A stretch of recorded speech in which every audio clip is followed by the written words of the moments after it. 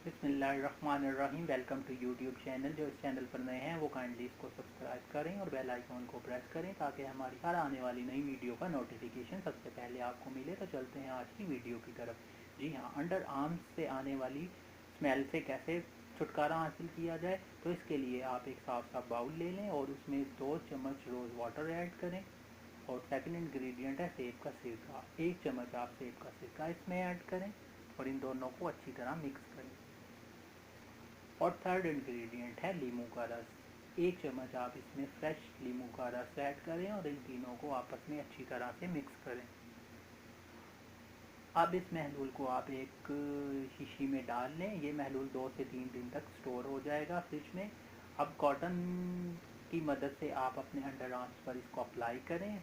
दिन में 2 से 3 बार अप्लाई करें। आप देखेंगे कि 3-4 दिन के बाद ही आपके अंडर आर्म्स से आने वाली स्मेल ख़त्म हो जाएगी। अगर वीडियो अच्छी लगे तो लाइक करें, शेयर करें और कमेंट बॉक्स में अपनी राय दें।